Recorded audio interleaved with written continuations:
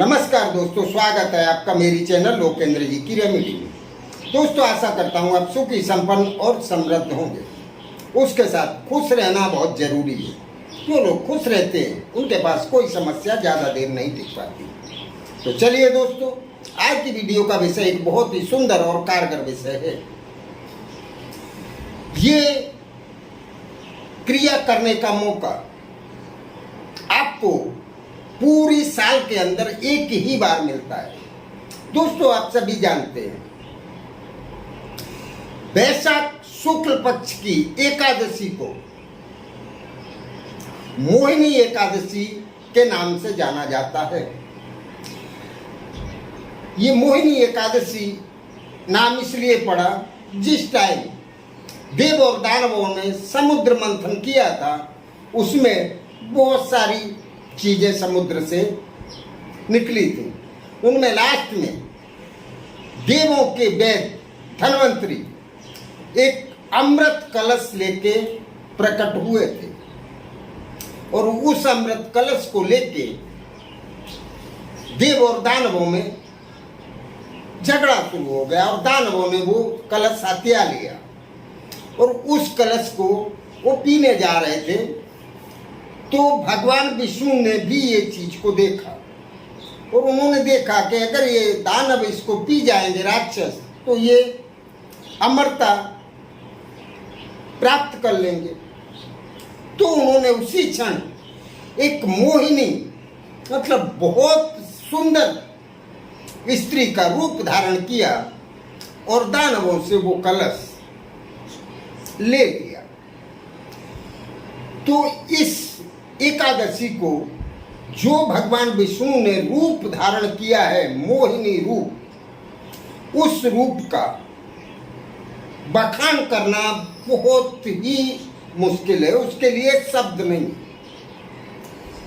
तो उसी उपलक्ष्य में इस एकादशी को मनाया गया और वो सारा अमृत देवताओं को पिला दिया, तो देवताओं को अमरता प्राप्त हो गई। तो कहा गया है कि इस एकादशी को भगवान श्री राम, इस एकादशी का व्रत भगवान श्री राम ने भी त्रेता युग में किया है। इसका व्रत या पूजा करने से आपके जीवन के जो भी पाप हैं, सारे पाप नष्ट हो जाते हैं और आपको वो सब कुछ प्राप्त होता है। सबसे पहले आपके व्यक्तित्व में बहुत बड़ा फर्क आएगा। आपका व्यक्तित्व एक प्रतिभाशाली व्यक्तित्व हो जाएगा। उसका मतलब ये होता है कि आप जहां भी खड़े होंगे, लोग आपसे प्रभावित हुए बिना नहीं रहेंगे। आपका नाम भी होगा, आपके नाम से आपके तो काम बनेंगे ही, लेकिन आपके नाम से दूसरे लोगों के भी काम बनने लग जाएंगे। इतना आपके नाम का एक प्रभाव होगा।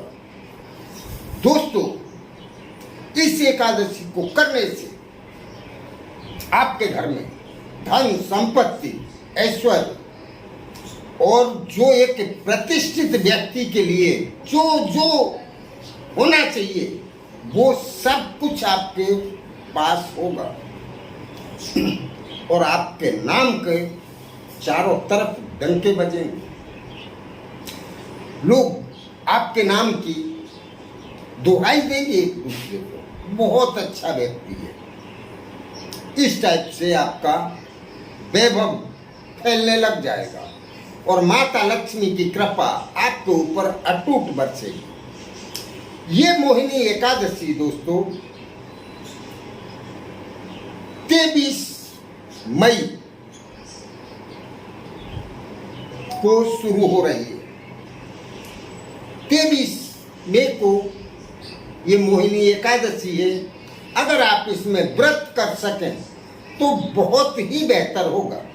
अगर व्रत नहीं भी कर पाते हैं तो भगवान राम की आपको पूजा करनी है।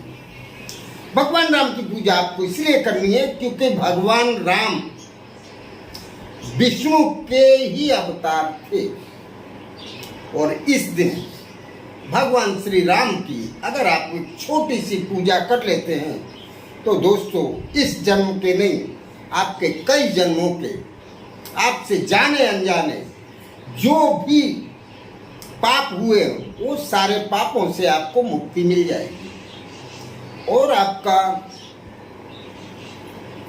आगे का जीवन एक बहुत ही अच्छा और सूटेबल होगा। अब पूजा कैसे करनी है वो मैं इसमें आपको बताता हूँ। आपको सुबह नहा धो के स्वच्छ होके सुबह से दोपहर तक के टाइम, क्योंकि दोपहर से पहले की पूजा बहुत अच्छी मानी जाती है दोस्तों। अगर लक्ष्मी प्राप्ति के लिए की जाए तो पूजा शाम को होती है, लेकिन ये पूजा आपको सुबह 7 बजे से या 9 बजे से लेके और 12 बजे तक के बीच में कर लेंगे। आपके पास भगवान राम की फोटो, तस्वीर कुछ भी हो, आपको वो अपने सामने रख लेंगे, और ये स्वच्छ स्थान पर करना है। इसलिए आप अगर पूजा स्थान में करें तो सबसे बेस्ट होगा। इस तस्वीर सामने रख के आपको आसनी के ऊपर बैठ जाना है, स्वच्छ कपड़े पहनने हैं आपको, और इस दिन अगर एक पीला कपड़ा हो आपके पास पहनने का तो सबसे बेस्ट है, और अगर नहीं है तो आप एक रूमाल पीले कलर का अवश्य रखें अपने पास। तस्वीर के सामने आपको एक दीपक जला देना है, 2 अगरबत्ती लगा देनी है। भगवान राम को आपको कुमकुम जो सिंदूर होता है लाल कलर का, उस सिंदूर का आपको तिलक लगा देना है, और पीले फूल हों गेंदा के तो वो आपको भगवान विष्णु को अर्पित करने। पीले फूल भगवान विष्णु को बहुत पसंद है। ये अर्पित करने के बाद आपको एक तुलसी की माला उठानी, तुलसी की माला ले लें, क्योंकि माता तुलसी भगवान विष्णु के एक रूप शालिग्राम की पत्नी थी। तो आप तुलसी की माला लें इसमें,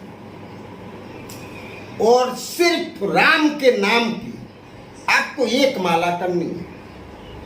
राम राम आपको एक माला मतलब 108 जाप, ये जाप आपके 2 या 3 मिनट में हो जाएंगे। और आप छोटा सा कुछ ऐसा प्रसाद बना लें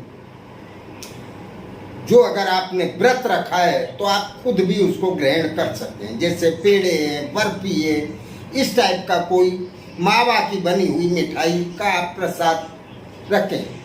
माला पूरी होने के बाद भगवान के सामने आपको प्रार्थना करनी है। आपकी जो भी समस्याएं हैं, आप जिस भी दुख से दुखी हैं, आपके जो भी आपसे गलत हो गया है जाने अनजाने, वो सारी प्रार्थना करनी है कि इससे मुझे मुक्ति दिलाओ और मेरा आगे का जीवन अच्छी तरह चले, ऐसी मेरी आपसे प्रार्थना है।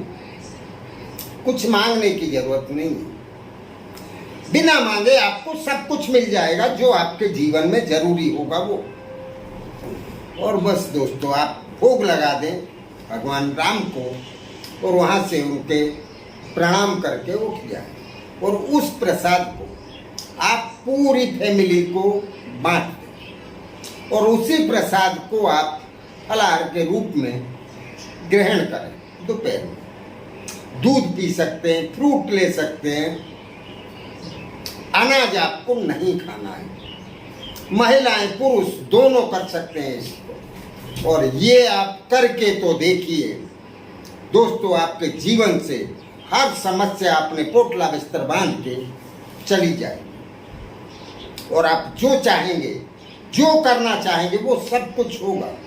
जो आपकी इच्छा होगी वो पूरी होगी।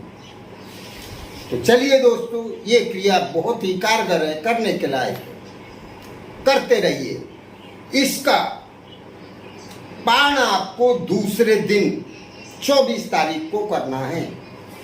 23 तारीख के दिन आपको जिनने व्रत रखा है उनको अनाज ग्रहण नहीं करना है, अन्न नहीं खाना है। शाम को भी आप फलाहार दूध वो खा सकते हैं।